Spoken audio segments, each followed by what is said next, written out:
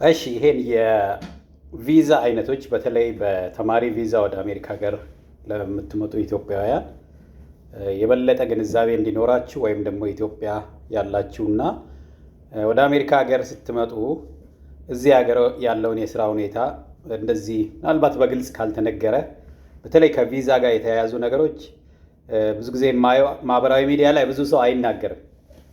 የማይናገሩበት የራሳቸው ምክንያት አላቸው። ለምሳሌ በግልጽ መነገር የሌለባቸው ብዙ አይነት የቪዛ አይነቶች ስላሉ ቤቱ ይቁጠረው ብዙ አይነት ሂደት ውስጥ አልፈዋል ሰዎች። እኔ ስለሌላ ሰው ከላይ እንደዚህ ነው ምናምን እንደዚህ ነው ያልሆንኩትን መናገር አልፈልግም። የማውቀውን ደግሞ ከሌሎች ኢትዮጵያ ወጣቶች መደበቅ አልፈልግም። የስ ኢትዮጵያ ይህንን ቲሸርት ስንለብስ ለኢትዮጵያ ወጣቶች፣ ለሀገራችን ሕዝብ፣ ለዓለም በተቻለ መጠን ኦነስት ሆነን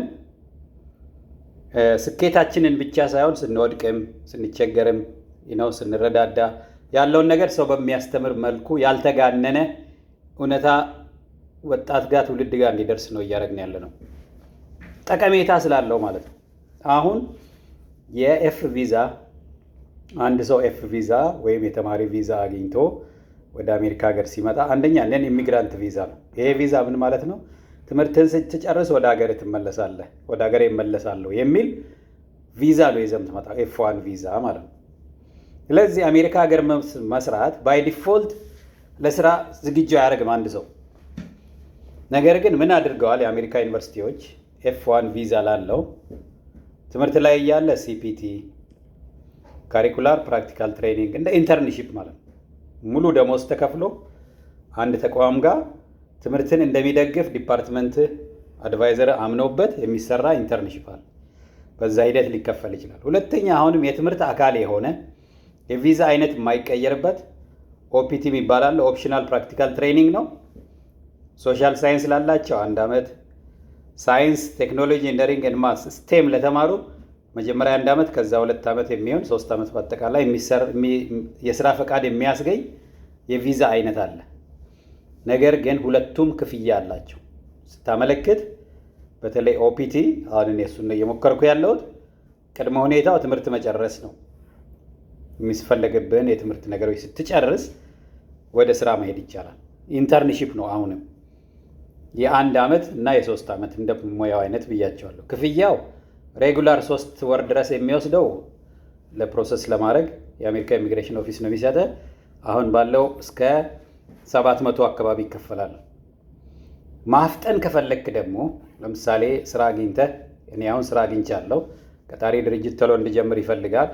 ስለዚህ ማፍጠን አለብኝ ማለት ነው። 2500 አካባቢ ድረስ ይከፈላል።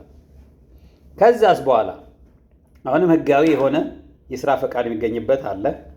ኢቢ1 ኢቢ2 ኤች1ቢ ምናምን የሚባሉ ቪዛዎች አሉ።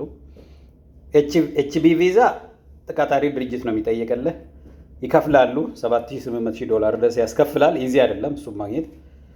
ቀጣሪ ድርጅት ግን ካገኘ እዛው ድርጅት ነው መስራት ያለብህ። ኦር ኢቢ1 ኦር ኢቢ2 ቪዛ በራሴ ስራ ፈልጋለሁ ብለህ የምታመለክተው የግሪን ካርድ አይነት ነገር ነው። ኤግዛክትሊ ግሪን ካርድ አይደለም፣ የስራ ፈቃድ ነው።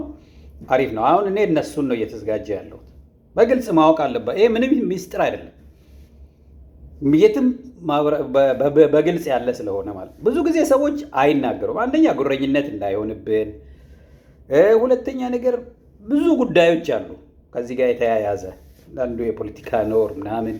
ነገር ግን ይህ ምንም ከሙያ ያን ያህል አይርቅም ማለት ነው። ምንም ፖለቲካ አልነካውም። እዚህ ጋር በደንብ እንድታስተውሉ፣ አንድ ሰው ለትምህርት ብሎ ከቤት ወጥቶ ትምህርቱን እየተማረ ትምህርቱን ለማጠናከር ህጋዊ የሆኑ ነገሮች ነው እንጂ ምንም ህገወጥ ነገር የለውም አሁን የምናገረው ውስጥ። ኦኬ። እና ይህንን ማወቅ አለበት። አንድ ኢትዮጵያዊ ወጣት ከአሜሪካ ሄጄ እማራለሁ እዛ ስራ እሰራለሁ ብሎ ሲያስብ ምንድን ነው ያለው እድል፣ ምን ወጪ ይጠብቀኛል፣ እንዴት ገንዘብ ልቆጥብ የሚለውን ማወቅ አለበት። ለምሳሌ አብዛኛው ሰው ስራ እንደጨረሰ ስራ ለመጀመር 2500 ድረስ የሚያስከፍል የቪዛ እንትን እንዳለ አይረዳም። ከዛ ያለፈ ኢቢ ቪዛ ውስጥ ስትገባ ደግሞ የህግ ባለሙያ ዳኛ እንትን የሚያግዝህ የህግ ጠበቃ አድርገህ የህግ ባለሙያ ቀጥረህ ነው። እነሱ ደግሞ በጣም ውድ ናቸው። በደንብ ሳይንስ ላይ ከሆንክ ስቴም ከሆንክ ላያስፈልግ ይችላል። ለእኔ አይነት ያስፈልጋል። እና ጠንካራ አርጊመንት ማድረግ አለብኝ። በተለይ ኢቢ1ን ለማግኘት በጣም ብቁ መሆኔን በተለያየ መንገድ ለእንትን እንዲያሳምን አድርጎ መጻፍ አለበት። ዝም ብሎ ኮምፓይል የምታደርገው ዶክመንት ሲቪ ወይም ስራ ማመልከቻ እንደማስገባት አይደለም። ህጉን ማወቅ፣ የህግ ቃላትን ማወቅ ያስፈልጋል። የአሜሪካ ገበያን ማወቅ ያስፈልጋል። ጥሩ የህግ ባለሙያ ጋር መሄድ ያስፈልጋል ማለት ነው። አንዳንድ የህግ ባለሙያዎች ኢንሹራንስ ይሰጠዋል።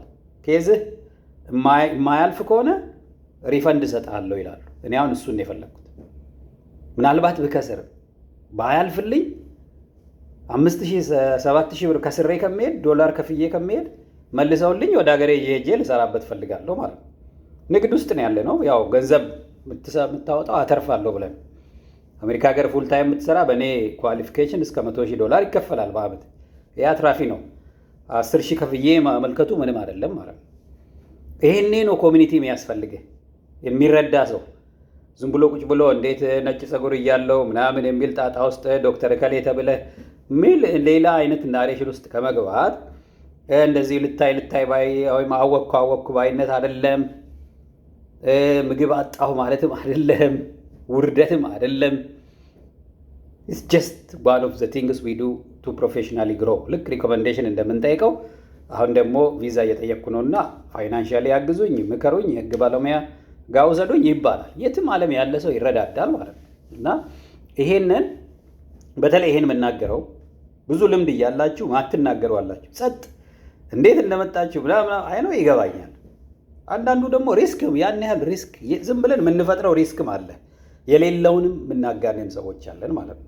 አንዳንዴ ደግሞ ምንድነው ያው ኢጎም አለኝ ነው ሁሌ እናውቃለን እንበልጣለን አለን መባል ነው የምንፈልገው እንጂ ለምሳሌ ተቸግሬ ያለው መባል አንፈልግም። ተቸግረንም እንኳን በዝምታ ነው የምንጎዳው ማለት ነው። ሌላውም ተቸገርኩ ብሎ ወደፊት በሚመጣ ሰዓት የምናሸማቅቅ ሰዎች አለን።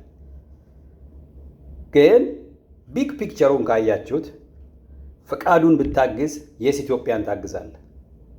እኔ ብዙ ወጣቶችን የማግዘው በምችላት አቅም የምሞክረው ሀገሬን አስቤ ከዚህ ወጣት ጀርባ ብዙ ቤተሰብ እንዳለ ስለማወቅ እሱ የተሻለ ሲሄድ የእሱ ቤተሰብ የዛ አካባቢ ሰዎች ብዙ ወጣቶች እንደሚጠቀሙ ስለማወቅ ቤቴን ሀገሬን ኢትዮጵያን ነው ማግዘው ማለት ነው።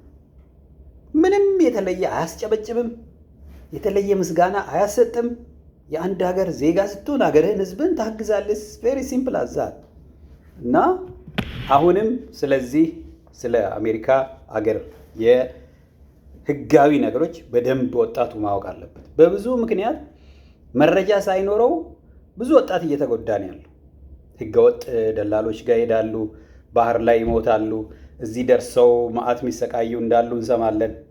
በሜክሲኮ በኩል ህገወጥ በሆነ መንገድ ገብተው በህጋዊ መምጣት እየቻለ መዓት ገንዘብ ቤተሰቡን አስወጥቶ ከዛ ህይወቱን በሱስ ውስጥ በዲፕሬሽን ውስጥ በብዙ ነገር ህይወታቸውን የሚጎዳ ነገር ያደርጋሉ መረጃ በማጣት እና ባካችሁ መረጃ እንንገር። በተረፈ እንግዲህ ቢያንስ 15,000 ወር ምናምን ሺህ ብር ዶላር ያስፈልገኛል በዚህ በሚቀጥለው 2 ወር 3 ወር ጊዜ ውስጥ እርግጠኛ ነኝ ይሳካል። ባይሳካ ደግሞ ፕላን ኤ ፕላን ቢ ፕላን ሲ እያልን ነው የምንሰራው። ይሄ ባይሳካ ያን ያህል የማጣው ነገር የለም።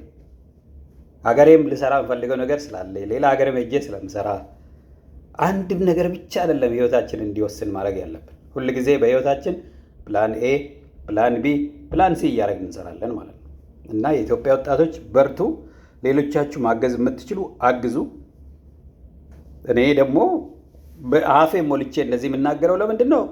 በእኔ በፍቃዱ ስለምተማመን ዝም ብዬ ሳይሆን ምን ያህል የምናገረው ለእኔ እውነት እንደሆነ ለህሊናዬና ለፈጣሪ በጣም ታማኝ ስለሆንኩኝ ምንም ቅር አይለኝም። የማምንበትን ነው ማድረገው፣ የማላምንበትን አልናገርም። ብዙ በአቋራጭ ብር የሚገኝባቸው ቦታዎች ችላ ብለን የምንቀመጥበት ምክንያት አለ። ለምን? የራሳችንን ህሊናና ፈጣሪ ፈርተን ማለት ነው። ከዝም ብሎ አንድ ሰው የሆነ ነገር ስለዘባረቀ ተነስታ አዘባርቅ። በጣም ጎበዝ ሰዎች ሀብታም ሰዎች ስላሉ ፉክክር ውስጥም አትገባም። ፉክክሩ ከራሴ ከፈቃዱ ዓላማዎች ጋር ነው እንጂ ከጎረቤቴ ከማያቸው ሰዎች ወር ምናምን ቀድሞኝ የተመረቁ ከኋላ ከሚመጡ ከማንም ጋር አይደለም። እኔ የህይወት ዓላማ አለኝ። የኢትዮጵያ ወጣቶችም እንደዚህ አቅደው እንዲኖሩ የምችላትን ያህል ትንሽዬ የማውቃትን ከማካፈል አኳያ እግዚአብሔር ስጥልኝ። በጣም አመሰግናለሁ። ቻው